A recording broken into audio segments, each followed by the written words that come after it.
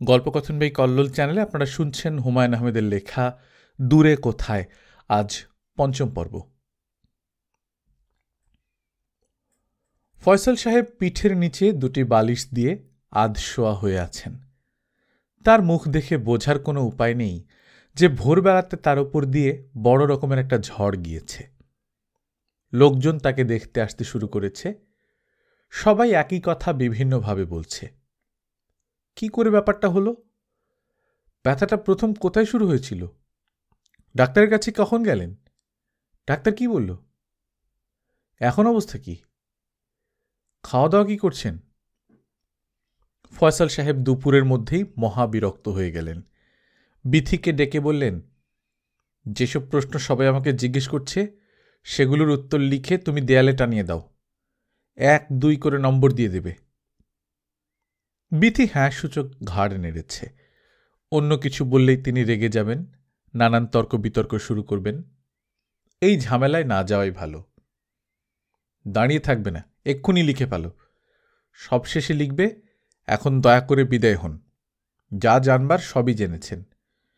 মিলি কি করছে? রান্নাঘরে বাচ্চার দুধ গরম করছে। একেবারে আন্ডা বাচ্চা নিয়ে চলে এসেছে।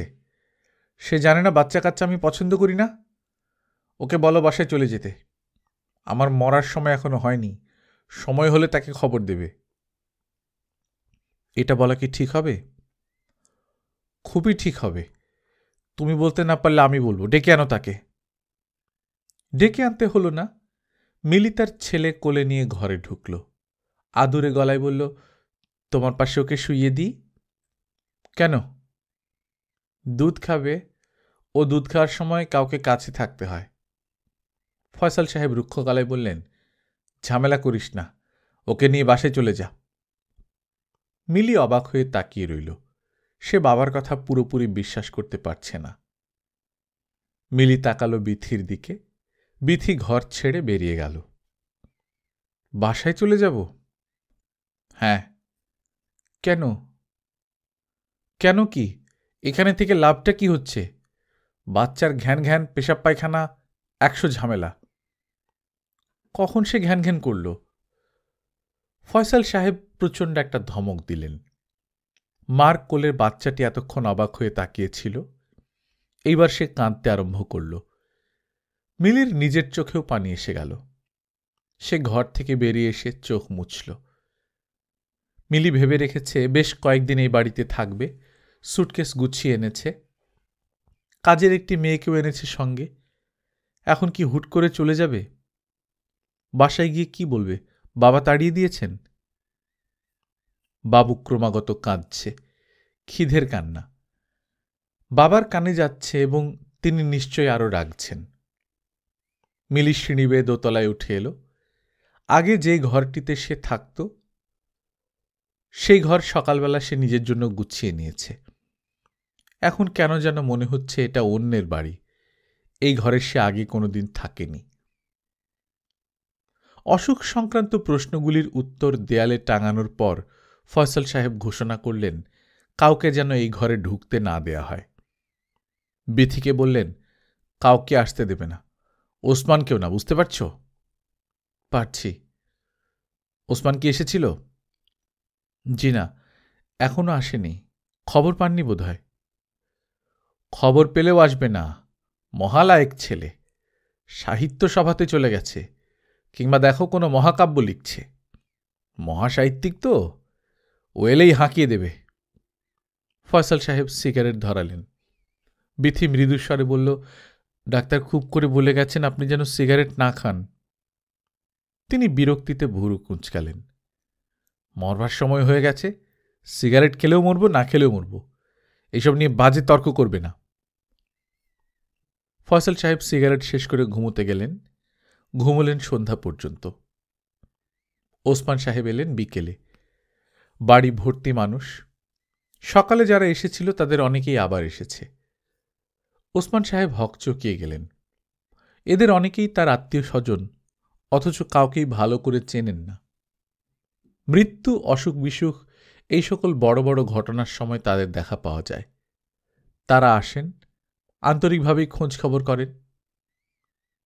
ওসমান সাহেবকে দেখে কালো লম্বা মতো একজন বুড়ো মানুষ বললেন, ভালো আছো বাবা? ওসমান সাহেব হাসলেন। বুড়ো লোকটি বললেন, যাবার সময় হয়ে এসেছে, সবাই চলে যাচ্ছে। ভদ্রলোকের বলার ভঙ্গিতে কোনো হতাশার ছোঁয়া নেই, যেন বেড়াতে যাবার মতো কোনো ব্যাপার নিয়ে কথা বলছেন। ওসমান সাহেব মনে মনে বললেন, যাবার সময় হল বিহঙ্গের। নিতান্তই অর্থহীন কথা। এই সময় এটা মনে হবার কোনোই কারণ নেই, কিন্তু এক এক সময় এক এক কথা মনে আসে এবং ক্রমাগত ঘুরপাক খেতে থাকে। যাবার সময় হল বিহঙ্গের এই লাইনটি এখন মাথায় ঘুরতেই থাকবে, আটকে যাওয়া রেকর্ডের মতো, কিছুতেই তাড়ানো যাবে না। বুড়ো লোকটি বললেন, যাও বাবা, তুমি ভেতরে যাও, আমরা আছি কিছুক্ষণ। ওসমান সাহেবের কাছে এই বাড়ি এখন অপরিচিত বাড়ি। সহজভাবে ভেতরে যেতেও কেন জানি সংকোচ লাগছে। মনে হচ্ছে এক্ষুনি কেউ এসে বলবে, আপনি কাকে চাচ্ছেন? তিনি সিঁড়ি বেয়ে দোতলায় উঠে গেলেন। একসময় দোতলায় তাঁর এবং মিলির ঘর পাশাপাশি ছিল। মিলি একটু খুঁটখাট শব্দ হলেই ছুটে এসে দরজায় ধাক্কা দিয়ে বলতো, ভাইয়া একটু দেখো তো, চোর এসেছে। মিলির ভয় কি এখনো আগের মতোই আছে? বিয়ের পর মেয়েদের অনেক কিছুই বদলে যায়। ভীরু মেয়েরা হঠাৎ সাহসী হয়ে ওঠে, লাজুক মেয়েগুলি হাত নেড়ে নেড়ে হড়বড় করে কথা বলে। আসসালামু আলাইকুম, কখন এসেছেন? বিথি তাকে দেখে উঠে আসতে শুরু করেছে। উঠে আসার ভঙ্গিটি অত্যন্ত সাবলীল, এটা যেন তার নিজের ঘর বাড়ি। সে অতিথির খোঁজ নিতে আসছে। স্যারের ঘুম ভেঙেছে, আপনি কি তার সঙ্গে দেখা করবেন? আছেন কেমন? ভালোই, তবে খুব দুর্বল। সারা বিকেল ঘুমিয়েছেন। সাধারণত উনি বিকেলে ঘুমান না। মিলি আসেনি? এসেছে, সেও ঘুমোচ্ছে। ব্যাপার কি, সবাই ঘুমোচ্ছে? বিথি হাসল। ওসমান সাহেব ভাবলেন, সুন্দর মেয়েদের সব কিছুই কি সুন্দর? তিনি এখন পর্যন্ত এমন কোনো সুন্দরী মেয়ে দেখেননি যাদের হাসি অসুন্দর। স্যারের ঘরে যাবেন এখন? ধীরে সুস্থে যাই। মেজাজ কেমন? খুব খারাপ, সবার উপর রেগে আছেন। আপনি কি বসবেন বারান্দায়? চেয়ার এনে দেব? না, বসব না, দাঁড়িয়ে থাকতেই ভালো লাগছে। চা খাবেন? চা দেব? দিতে পারেন। বিথি নেমে গেল। তার আবার মনে হলো এই মেয়েটি এই বাড়িতে অত্যন্ত সহজ স্বাভাবিক ভঙ্গিতে চলাফেরা করছে। আশ্রিত মানুষ কখনো এত সহজ হয় না। তাদের চোখে মুখে সবসময় একটা বিনীত ভাব ফুটে থাকে। ভাই, তুমি কখন এসেছ? মিলি বের হয়েছে তার ঘর থেকে। দীর্ঘ ঘুমের জন্য তার চোখ ফোলা ফোলা। তুই অসময়ে ঘুমোচ্ছিলি, ব্যাপার কি? রাতে তো আমার ঘুম হয় না, তাই দিনে ঘুমাই। রাতে ঘুম হয় না? না। কেন? এমনি হয় না। ভাইয়া, বাবা আজ আমার সঙ্গে খুব রাগারাগি করেছে। তাই নাকি? একটা বাইরের মেয়ের সামনে আমাকে অপমান করেছে। বাইরের মেয়েটা কে, বিথি? হ্যাঁ, ওর কাণ্ড কারখানা দেখে অবাক হয়েছি। এমন ভাব করছে যেন সব কিছু তার। এই বাড়ির সব আলমারির চাবি তার কাছে থাকে। থাকুক না, তাতে অসুবিধে কি? বাইরের একটা মেয়ের কাছে আলমারির চাবি থাকবে, কি বলছো তুমি? নিজের ছেলেমেয়েরা যখন কাছে নেই, এছাড়া আর কি করবেন? ও নিয়ে তুই কিছু বলতে যাবি না। বলবো না কেন? 100 বার বলবো। তুমি যে ঘরটিতে থাকতে, সেই ঘরটিতে এখন সে থাকে, অথচ নিচে এতগুলো ঘর খালি পড়ে আছে। আমি তো আর এখন এখানে থাকি না, কোনো অসুবিধা নেই। যথেষ্ট অসুবিধা আছে। এই বাড়িতে আমাদের ঘরগুলি ঠিক আগের মতোই থাকবে। যখন ইচ্ছা আমরা আসব, যতদিন ইচ্ছা থাকব। নিজেদের ঘরগুলিতেই থাকব। তুই থাকিস, তোর ঘর তো খালি আছে। মিলি মুখ অন্ধকার করে দাঁড়িয়ে রইল। বিথিকে ট্রেতে করে চা নিয়ে আসতে দেখে তার মুখ আরো অন্ধকার হয়ে গেল। সে চাপা স্বরে বলল, আপনি ভাইয়ার ঘর দখল করে আছেন কেন? ভাইয়া খুব বিরক্ত হয়েছে। সে প্রায়ই নিজের ঘরে এসে থাকে। আপনি আসার পর সে একবারও আসেনি। বিথি অপ্রস্তুত হয়ে দাঁড়িয়ে রইল। ওসমান সাহেব কি বলবেন ভেবে পেলেন না। এমন অপ্রস্তুত করতে পারে মিলি? কিন্তু বিথি মেয়েটি বেশ শক্ত, সে সহজেই নিজেকে সামলে নিয়েছে। অন্য কোনো মেয়ে হলে সামলাতে পারত না, কেঁদে টেঁদে ফেলত। বিথি বলল, স্যার আপনাকে ডাকছেন, চা খেয়েই যান। চিনি হয়েছে? হ্যাঁ হয়েছে। বাবা আপনার শরীর কেমন? ফয়সাল সাহেব ছেলের প্রশ্নের জবাব দিলেন না, হাত উঁচিয়ে দেয়ালে টানানো প্রশ্নোত্তরগুলো দেখিয়ে দিলেন। ওসমান সাহেব মৃদু হাসলেন। বৃদ্ধ মানুষের মধ্যে শিশুর ব্যাপারগুলি দেখা দিতে থাকে, কথাটা মিথ্যে নয়। হাসছিস কেন? কাজটা হাস্যকর? হ্যাঁ, এর উদ্দেশ্য যদি কথা কম বলা হতো তাহলে হাস্যকর হতো না। কিন্তু আপনি কথা কম বলছেন না, বরং আগের চেয়ে বেশি বলছেন। ঘরে ঢুকেই সেটা বুঝে গেলি? খুব বড় সাহিত্যিক হয়ে গেছিস মনে হয়। শুদ্ধ করে তো 3 পাতা বাংলা লিখতে পারিস না। ওসমান সাহেব একটা চেয়ার টেনে বাবার পাশে বসলেন। মৃদুস্বরে বললেন, রাগ করার মতো তো কিছু বলিনি। রাগ করছেন কেন? এই শরীরে রাগ করাটা ঠিক হবে না। রাগ করতে হলে কি করতে হবে? দুধ দই খেয়ে শরীর সুস্থ করতে হবে? কি চুপ করে আছিস কেন, বল শুনি। ওসমান সাহেব শান্ত স্বরে বললেন, আমাকে দেখে আপনি উত্তেজিত হয়ে পড়ছেন, আমি বরং যাই, পরে আসব। তিনি উঠে দাঁড়ালেন। বস তুই, কথা আছে। তিনি বসলেন। ফয়সাল সাহেব তীক্ষ্ণ দৃষ্টিতে বেশ কিছু সময় তাকিয়ে থাকলেন ছেলের দিকে। কি বলবেন বলুন। কেন, তোর রাজকার্য পড়ে আছে নাকি, না কোনো মহাকাব্য লেখার কথা? আমার লেখালেখি আপনার পছন্দ নয়? এইসব নাকি কান্না আমার পছন্দ হবার কথা না। আমার বয়স হয়েছে, আমি 12 বছরের খুকি না। ফয়সাল সাহেব বালিশের নিচ থেকে সিগারেট বের করলেন। তার হয়তো ধারণা ছিল ওসমান নিষেধ করবে, কিন্তু ওসমান সাহেব কিছুই বললেন না। তোর সঙ্গে আমার খুব জরুরি কথা আছে। বলুন, শুনছি। ঠিক ঠিক জবাব দিবি। তিনি বাবার চোখের দিকে তাকিয়ে আছেন। বাবা কি বলবেন আঁচ করতে চেষ্টা করছেন। শুনলাম বৌমা নাকি আলম নামের কোন এক ছেলেকে বিয়ে করেছে, কথাটা সত্যি? কার কাছ থেকে শুনেছেন? কার কাছ থেকে শুনেছি সেটা জরুরি নয়, ঘটনাটা সত্যি কিনা বল। আমি ঠিক জানি না। কিছুই শুনিসনি? ওসমান সাহেব চুপ করে রইলেন। বেকুবের মতো চুপ করে থাকিস না, কথার জবাব দে। আমিও শুনেছি। ঘটনা সত্যি? সত্যি হতেও পারে। ও আমাকে একটা শিক্ষা দেবার জন্য এটা করবে। ওই ছেলেটির প্রতি তার আলাদা করে কোনো মমতা আছে বলে মনে হয় না। তুই একটা মহা বেকুব। তুই বেকুব, তোর বোনও বেকুব, দুইজনই বেকুব। ওসমান সাহেব উঠে দাঁড়ালেন। মৃদুস্বরে বললেন, এটাই কি আপনার জরুরি কথা? না, এটা জরুরি কথা কেন হবে? তোদের কি হচ্ছে না হচ্ছে সেটা তোদের ব্যাপার। I don't think eye care. জরুরি কথা কি বলুন, শুনে যাই। এখন বলতে ইচ্ছা করছে না। ঠিক আছে, আমি পরে আসব। আসার কোনো দরকার নেই। যেসব বেকুবদের বউ অন্য লোকের সঙ্গে ভেগে যায়, তাদের সঙ্গে দেখা সাক্ষাৎ হওয়ার আমার কোনো প্রয়োজন নেই।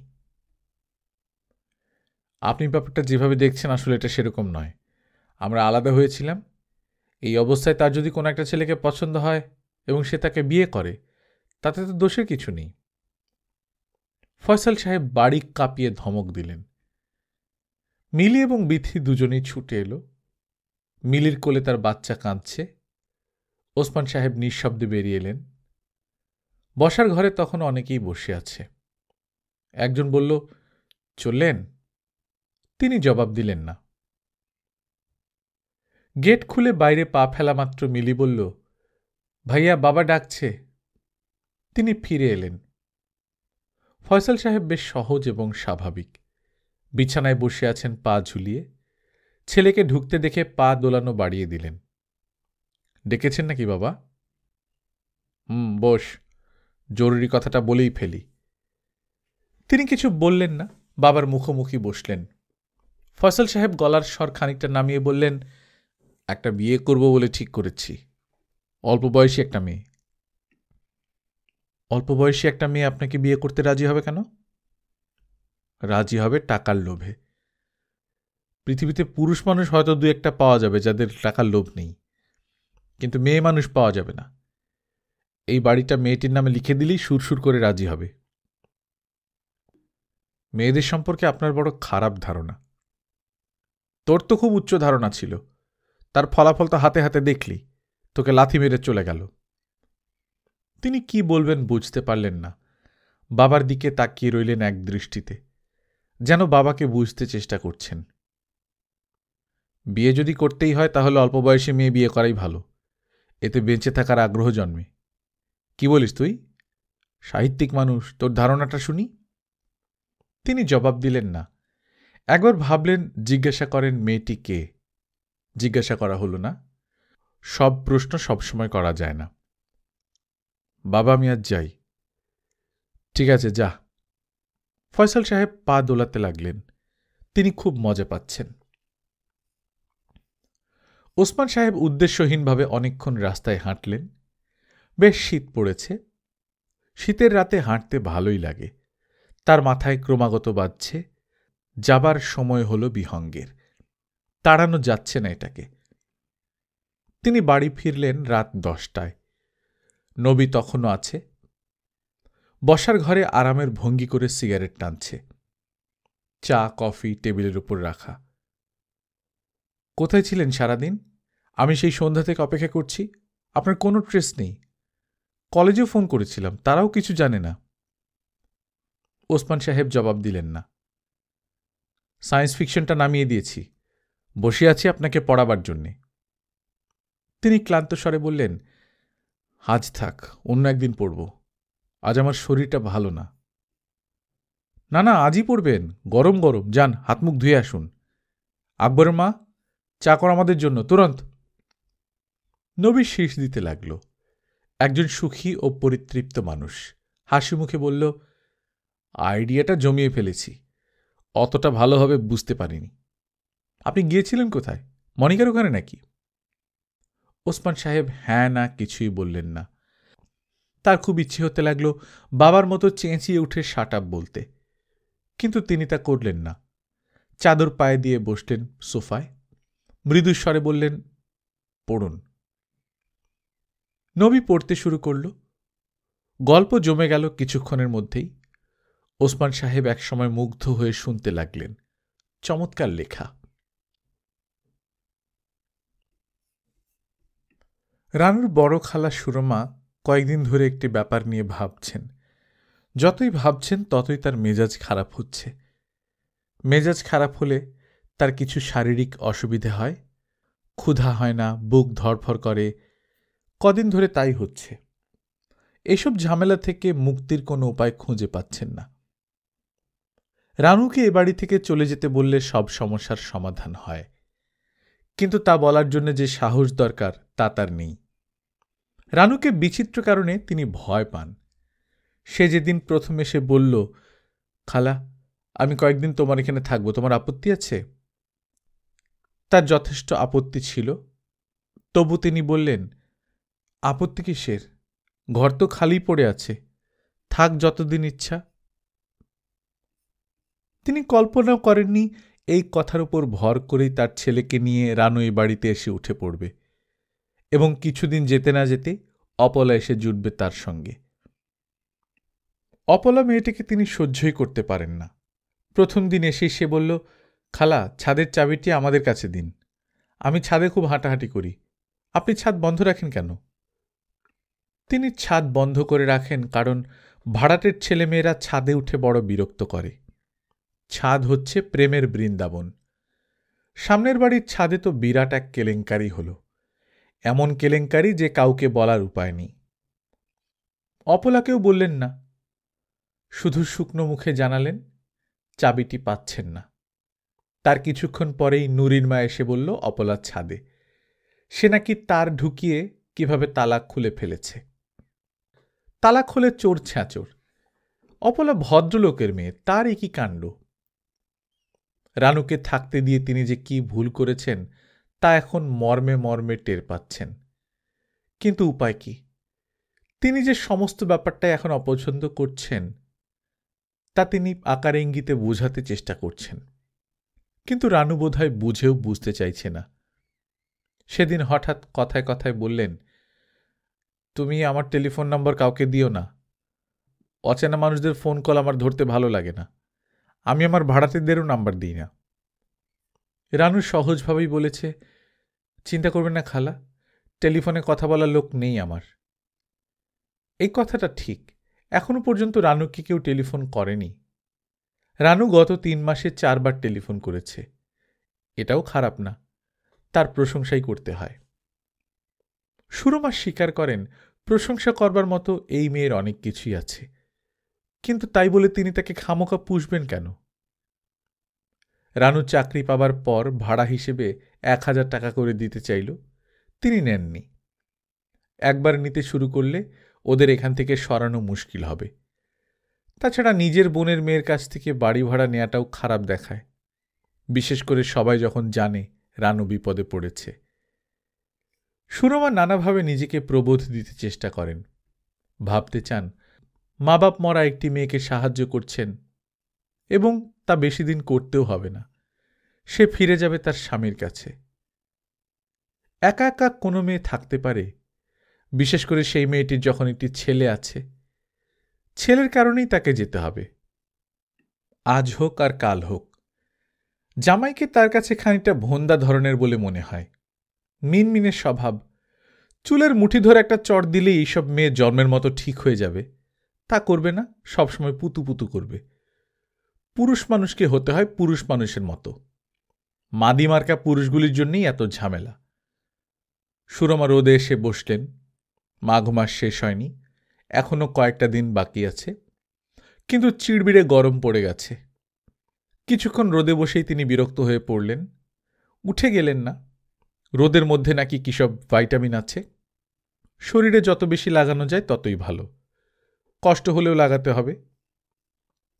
খালা, কড়া রোদে বসে আছেন যে? সুরমা ঘাড় ঘুরিয়ে রানুকে দেখলেন, কোনো জবাব দিলেন না। আজ একটু টগরকে রাখবেন খালা, অল্প কিছুক্ষণের জন্যে? অফিসে যাবে? না, অফিস নেই, আজ একটু কেনাকাটা করব। অপলা কোথায়? অপলার কাছে রেখে যাও, এইসব পোলাপান বড় বিরক্ত করে, এটা ধরে ওটা ধরে। টগর বিরক্ত করবে না। না গো মা, হাগামুতা আছে, তুমি সঙ্গে করে নিয়ে যাও। রানু শান্ত গলায় বলল, আপনাকে বেশি বিরক্ত করব না খালা, বাড়ি ভাড়া করব, অফিসের কাছে একটা বাড়ি নেব। ভালোই তো, স্বাধীন মহিলা হওয়াটা ভালো। আমরা পরাধীন ছিলাম, স্বাধীনতার মর্ম বুঝি না, তোমরা বোঝো। এইসব কেন বলছেন খালা? ঝগড়া করতে চান নাকি? নিজের বোনঝির সঙ্গে কি ঝগড়া করব? ঝগড়া করতে না চাইলে টগরকে কিছুক্ষণ দেখেন, বাইরে ঘোরাঘুরি করলে ওর শরীর খারাপ করে। টগর, নানুকে বিরক্ত করবে না। সুরমা কিছু না বলে রোদ থেকে উঠে এলেন, মনে মনে রানুর প্রশংসা করলেন। অন্য কোনো মেয়ে হলে এই অবস্থায় ছেলেকে ফেলে বাজারে যেত না, সে গেছে। মজার ব্যাপার হচ্ছে, টগরকে রেখে যাওয়ায় তিনি খুশি হলেন। এই বিশাল একতলাটায় তার খুব একা একা লাগে। নিজের মেয়েরা বিয়ের পর কোথায় কোথায় চলে গেছে, কেউ ভুলেও খোঁজ করে না। তিনি এই শূন্যপুরী পাহারা দেন, ভাড়াটেদের সঙ্গে ঝগড়া করেন, প্রতি মাসের 3 তারিখে নিজে ব্যাংকে গিয়ে 5000 টাকা জমা দেন। তার কাজ বলতে এইটুকুই। টগর মাঝে মধ্যে এলে তার ভালোই লাগে, যদিও এটা কাউকে বুঝতে দেন না। টগর সরু চোখে তার দিকে তাকিয়ে আছে। তিনি হাত ইশারা করে টগরকে ডাকলেন, পিয়াস লাগছে নাকি রে? টগর ভেবে পেল না হঠাৎ করে তার পিয়াস কেন লাগবে। সে মাথা নাড়ল। পিয়াস লাগলে বল, ফান্টা এনে দেবে। লাগে নাই। লেগেছে, মুখ শুকনা। সুরমা 2টি ফান্টার বোতল আনালেন, তাদের দুজনের জন্য 2টি। তারপর শুরু করলেন ডাকাতের গল্প। খুব ছোটবেলায় নৌকা করে যাচ্ছিলেন, হঠাৎ একটা ডিঙি নৌকা তাদের কাছাকাছি এসে বলল, আগুন আছে, বিড়ি ধরানির আগুন। গল্প শুনে টগর মুগ্ধ হয়ে গেল। সে মৃদুস্বরে বলল, আরেকটা বলেন। সুরমা তৎক্ষণাৎ দ্বিতীয় গল্প শুরু করল। সে গল্পটি প্রথমটির চেয়েও ভালো, সাপের গল্প। মিলি নিউ মার্কেটের একটি বইয়ের দোকানের সামনে দাঁড়িয়েছিল। রানু অবাক হয়ে বলল, তুমি এখানে কি করছো? মিলি হাসি মুখে বলল, বেড়াচ্ছি। বেড়াচ্ছি মানে? এটা বেড়াবার জায়গা নাকি? কখন এসেছ? অনেকক্ষণ আগে। মিলি রানুর সঙ্গে ঘুরতে লাগল। তার উৎসাহের সীমা নেই। একসময় রানু বলল, এসো তোমাকে একটা শাড়ি কিনে দিই। মিলি বিস্মিত হয়ে বলল, আমাকে শাড়ি কিনে দেবে কেন? বেতন পেয়েছি আজ। এসো, তুমি পছন্দ করো, 500 টাকার মধ্যে। মিলি কোনো রকম আপত্তি না করে শাড়ির দোকানে ঢুকে পড়ল। প্রায় ঘণ্টা খানেক লাগিয়ে শাড়ি কিনল। ভাবি, এখন একটা আইসক্রিম খাবো। এখন আইসক্রিম কেন খাবে? চলো বাসায় চলো, ভাত খাবে। খিদে লাগেনি? লেগেছে, কিন্তু আইসক্রিম খেতে ইচ্ছা হচ্ছে। তার আইসক্রিমের দোকানে ঢুকল। রানুর মনে হলো মিলি ঠিক সুস্থ নয়। তার কথাবার্তা, আচার আচরণে কোনো অস্বাভাবিকতা নেই, তবু কোথায় যেন কিছু একটা গোলমাল হয়ে গেছে। রানু বলল, তোমার শরীর এখন কেমন মিলি? ভালো। তোমার বাচ্চা কেমন আছে? জানি না। জানি না মানে? আমার শাশুড়ি নিয়ে গেছে তাকে। কোথায় নিয়ে গেছেন? ময়মনসিংহ, ওদের বাড়িতে। তোমার কথা কিছুই বুঝতে পারছি না মিলি। মিথ্যা কথা বলছো তাই না? মিলি হেসে ফেলল। এত মিথ্যা কথা কেন বলো? জানি না কেন বলি। চলো ভাবি, উঠে পড়ি, বাসায় চলে যাব, ঘুম পাচ্ছে। আমার সঙ্গে যাবে না? না।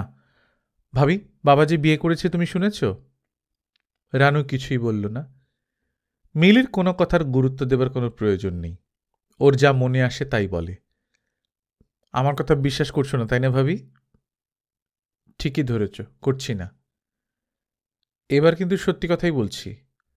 বাবা তার সেক্রেটারিকে বিয়ে করছেন। আমার কথা বিশ্বাস না হলে 100 টাকা বাজি রাখতে পারো। রানু চুপ করে রইল। 1:30 বাজে, মাথা ধরে গেছে। এত সময় হাঁটাহাঁটি করা ঠিক হয়নি।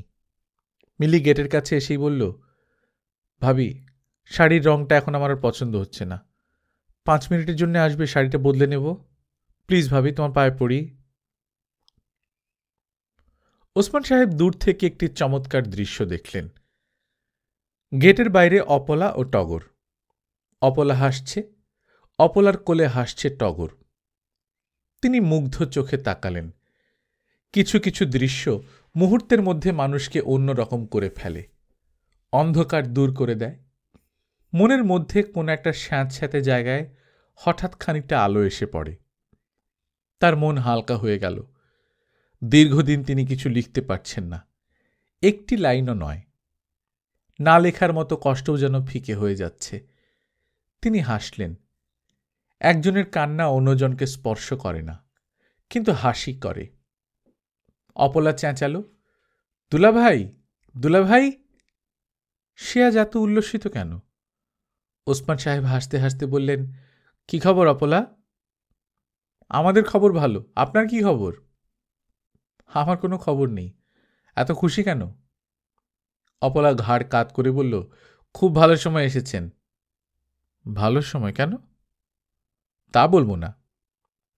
অপলা হাসছে, টগর হাসছে, হাসছেন ওসমান সাহেব। রানু দোতলার বারান্দায় দাঁড়িয়ে দৃশ্যটি দেখল। এমন আনন্দিত হওয়ার মতো কি ঘটেছে? টগর বাবার কোলে যাবার জন্য হাত বাড়িয়েছে। এটিও একটা নতুন দৃশ্য। টগর তার বাবা মার প্রতি আলাদা কোনো আবেগ দেখায় না। ওসমান সাহেব ছেলেকে হাত বাড়িয়ে কোলে নিলেন। টগর বলল, আজ কি বুধবার? না, আজ বুধবার না। অন্য একবারে এসে দেখলাম কেমন লাগে। তুমি খুশি হয়েছ? হ্যাঁ। বেশি খুশি না অল্প খুশি? টগর দাঁত বের করে হাসল। অপলা বলল, চলুন উপরে যাই। ওসমান সাহেবের কেন জানি দোতলায় উঠতে ইচ্ছে করল না। তার মনে হল দোতলায় উঠলেই চমৎকার বিকেলটা অন্যরকম হয়ে যাবে। রানু এসে কঠিন মুখে দু একটা কথা জিজ্ঞেস করবে। আজ কারোর কঠিন মুখ দেখতে ইচ্ছা করছে না। তিনি বললেন, চল অপলা, রাস্তার মোড়ে যাই, টগরকে চকলেট কিনে দেব, আজ ওর জন্য কিছু আনা হয়নি। বৃষ্টি আসবে তো দুলাভাই? বৃষ্টি আসবে না। কি করে বুঝলেন? দেখছো না, একটা বেড়াল হাঁটছে। তাতে কি হয়েছে? বৃষ্টি আসার আগে বেড়ালরা কখনো ঘর থেকে বের হয় না। পশু পাখিরা প্রকৃতির ব্যাপারগুলো আগে আগে টের পায়। সত্যি? হ্যাঁ, সত্যি। অপলা কি বলতে গিয়েও বলল না। অপলা না হয়ে রানু হলে তীক্ষ্ণ স্বরে বলতো, আর তুমি পৃথিবীর সব রহস্য জেনে বসে আছো। অপলা, রানু নয়। অপলা না হলে অন্য কোনো মেয়ে হলে বলতো, ওমা, আপনি এত কিছু কিভাবে জানেন? প্রতিটি মানুষ আলাদা, একজনের সঙ্গে অন্যজনের কোনো মিল নেই। দুলাভাই, বলো, টগরকে আমার কাছে দিন। আপনার কষ্ট হচ্ছে? তোমার কষ্ট হচ্ছে না? না, আমার অভ্যাস আছে। মোড়ের দোকানটির কাছাকাছি আসতেই বড় বড় ফোঁটায় বৃষ্টি পড়তে শুরু করল। অপল অবাক হয়ে বলল, কি আশ্চর্য, বৃষ্টি পড়ছে কেন? যেন বৃষ্টি পড়াটা উচিত নয়। তিনি হেসে ফেললেন। আপনি হাসছেন কেন? তুমি আমার কথাটা এমনভাবে বিশ্বাস করেছ তাই দেখে হাসছি। লেখকদের কথা চট করে বিশ্বাস করতে নেই। আপনি তো আস্তে আস্তে হাঁটছেন কেন? দৌড়ে গিয়ে বারান্দায় উঠেন, টগর তো ভিজে যাচ্ছে। তিনি সত্যি সত্যি দৌড়লেন। তার গলা জড়িয়ে টগর খিলখিল করে হেসে উঠল। সে খুব মজা পেয়েছে। ওসমান সাহেব হালকা গলায় বললেন, এই বৃষ্টি বেশিক্ষণ থাকবে না, এক্ষুনি থেমে যাবে। আপনার কোনো কথা আমি আর বিশ্বাস করি না। বিশ্বাস করো আর না করো, বৃষ্টি থামবেই। যে বৃষ্টির ফোঁটা বড় হয় সে বৃষ্টি বেশিক্ষণ থাকে না। আপনি এমনভাবে কথা বলেন মনে হয় সত্যি কথা বলছেন। একজন লেখকের গুণ হচ্ছে বিশ্বাসযোগ্যভাবে কথা বলা। ওসমান সাহেবের বৃষ্টির কথাগুলি মিলে গেল। চট করে বৃষ্টি থেমে গেল। দোকানের বারান্দায় দাঁড়িয়ে থাকা মানুষগুলি মুহূর্তের মধ্যে নেমে গেল রাস্তায়। দারুণ ব্যস্ত সবাই। এরকম একটা মেঘলা সন্ধ্যায় কারোরই তেমন কোনো কাজ থাকার কথা নয়, অথচ সবাই এমন ব্যস্ত যেন এই মুহূর্তে ছুটে না গেলে বিরাট ক্ষতি হয়ে যাবে। অপলা বলল, ইস, টগর একেবারে ভিজে কাই হয়ে গেছে। চকলেট নিয়ে চলুন, তাড়াতাড়ি বাসায় যাই। ভিজে কাই হয়ে গেছে একটা নতুন ধরনের এক্সপ্রেশন, আগে কখনো শোনা যায়নি। তিনি মনে মনে নোট করে ফেললেন, কখনো না কখনো ব্যবহার করা যাবে। কিন্তু সত্যি কি ব্যবহার করা যাবে? কোনোদিন তিনি লিখতে পারবেন কিছু? আজকাল তার মনে সন্দেহ দেখা দিয়েছে। কাল রাতে দীর্ঘ সময় লেখার টেবিলে বসেছিলেন। বসে থাকাই হয়েছে। অন্য সময় কাগজে আঁকাবুকি করেন, একটি দুটি লাইনও লেখা হয়। কাল তাও হয়নি। ঘুমোতে যাবার সময় মনে হয়েছে এভাবে বেঁচে থাকার কোনো অর্থ হয় না। দুলাভাই, কি ভাবছেন? কিছু ভাবছি না। চলুন ফিরে যাই। কি কিনবেন কিনে নেন, টগরের ঠান্ডা লাগবে, দেখুন কাঁপছে। টগর বলল, আমি যাব না। তিনি তাকালেন ছেলের দিকে। টগরের চোখ মুখ উজ্জ্বল। তিনি বললেন, বাসায় যাবে না? না। না কেন? কোথায় যেতে চাও? তোমার সঙ্গে যাব। তিনি তাকালেন অপলার দিকে। সে আবার বলল, বাসায় চলুন তো, আপা খুব রাগ করবে। নির্ঘাত টগরের ঠান্ডা লাগবে, দেখুন ও দাঁত কিরকির করছে। রাস্তায় নেমেই ওসমান সাহেবের মনে হল রানুর কাছে ফিরে যাবার কোনো অর্থ হয় না। রানুর কাছে না গিয়ে তিনি বরং রাস্তায় রাস্তায় হাঁটবেন। এককালে এরকম করতেন।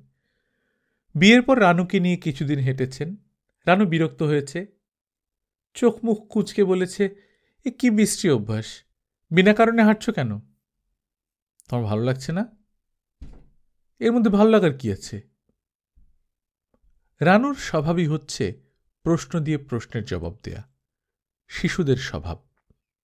শিশুরাই প্রশ্নের উত্তরে প্রশ্ন করে।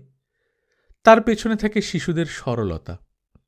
কাজেই তাদের প্রশ্ন শুনতে ভালো লাগে। বয়স্কদের বেলায় সেটা হয় না। অপলা বলল, এরকম গম্ভীর হয়ে কি ভাবছেন? কিছু না। আচ্ছা দুলাভাই, আপনি কি রানু আপা সম্পর্কে কিছু শুনেছেন, তার বিয়ের প্রসঙ্গে? তিনি কিছু বললেন না। অপলা অন্যদিকে তাকিয়ে বলল, নিশ্চয়ই আপনার কানেও গেছে। ওর বিয়ের কথা বলছো? হ্যাঁ, আলম ভাইয়ের সঙ্গে বিয়ের গুজব শুনেছি। এটা ঠিক না, আমি আপাকে জিজ্ঞেস করেছিলাম।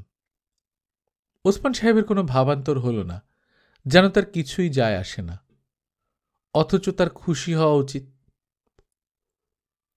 অপলা মৃদুস্বরে বলল, আমার মনে হয় আপা একদিন না একদিন আপনার কাছে ফিরে যাবে। তাহলে তুমি খুশি হবে? হ্যাঁ। কেন বলো তো? অপলা এক মুহূর্ত না ভেবে বলল, আপনাকে আমার খুব ভালো লাগে দুলাভাই। তিনি চমকে তাকালেন। অন্ধকার হয়ে আসছে, অপলার মুখ দেখা যাচ্ছে না। তার খুব ইচ্ছে হল অপলার মুখের রেখাগুলি দেখতে। তিনি তার কোন এক উপন্যাসে লিখেছিলেন, একমাত্র কিশোরীরাই ভালোবাসার কথা সরাসরি বলতে পারে। কোন বইতে বলেছিলেন? এমন নয় যে তিনি অসংখ্য উপন্যাস লিখেছেন, তবু কেমন যেন ঝামেলা হচ্ছে। আজকাল কিছুই আর মনে করতে পারেন না, সব জট পাকিয়ে যায়। সব কিছুই কি এলোমেলো হয়ে যাচ্ছে? রানু বারান্দায় দাঁড়িয়ে অপেক্ষা করছিল। সে তার শাড়ি বদলেছে, সামান্য কিছু সাজগোজও করেছে। কেন করেছে সে নিজেও জানে না। ওদের আসতে দেখে সে ভেতরে চলে গেল। ওসমান সাহেব গেটের সামনে এসে বললেন, অপলা, আজ আর ভেতরে যাব না। কেন? যেতে ইচ্ছা করছে না, অন্য একদিন আসব। না না, এইসব কি, চলুন, আপা অপেক্ষা করছে আপনার জন্যে। আমার জন্য অপেক্ষা করছে না। নাও, টগরকে কোলে নাও, ও ঘুমিয়ে পড়েছে। অপলা টগরকে কোলে নিল। ওর শরীর মনে হয় পুরোপুরি সারেনি, কেমন চট করে ঘুমিয়ে পড়ল। ও কোলে উঠেই ঘুমিয়ে পড়ে। তিনি বললেন, অপলা, আমি যাচ্ছি। অপলা বিস্মিত হয়ে বলল, আপনার কি হয়েছে দুলাভাই? কিছু হয়নি, আমি লিখতে পারছি না। লিখতে না পারা কি খুব কষ্টের? হ্যাঁ, খুব কষ্টের। আচ্ছা যাই। দুলাভাই, প্লিজ আপনি রানু আপার সঙ্গে দেখা করে যান, আপনার পায়ে পড়ি, আমার একটা কথা রাখুন।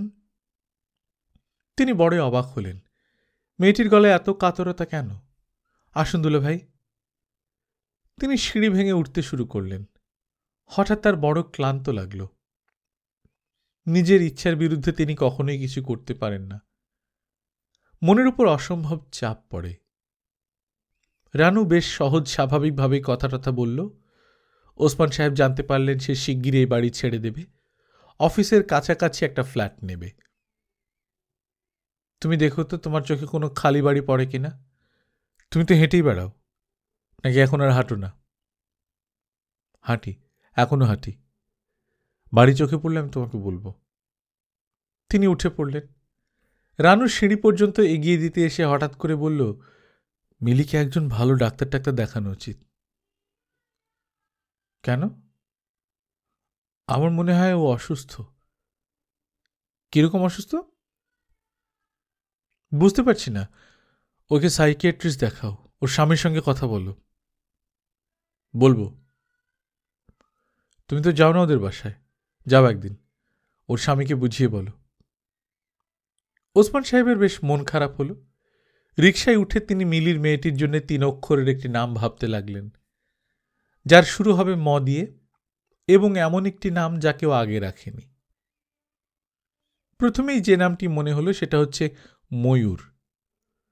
ময়ূর নাম কেউ কি আগে রেখেছে? পাখিদের নামে প্রচুর নাম আছে, দোয়েল, ময়না, কিন্তু ময়ূরের নাম কেউ আগে রাখেনি।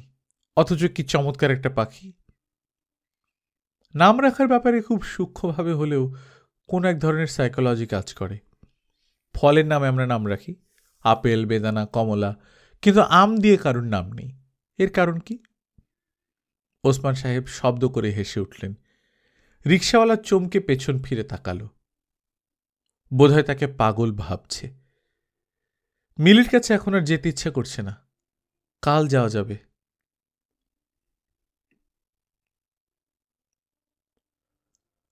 গল্পকথন বাই কল্লোল চ্যানেল আপনারা শুনছেন হুমায়ুন আহমেদের লেখা দূরে কোথায়। আজ পঞ্চম পর্ব। আমরা নিয়মিত গল্প পাঠ করে শোনাচ্ছি। আপনারা যারা প্রথমবারের মতো শুনছেন কাইন্ডলি সাবস্ক্রাইব করে নেবেন। গল্প পাঠ ভালো লাগলে বন্ধুদের সঙ্গে শেয়ার করবেন। নিজে ভালো থাকবেন, আশপাশের লোকজনকে ভালো রাখবেন। টাটা।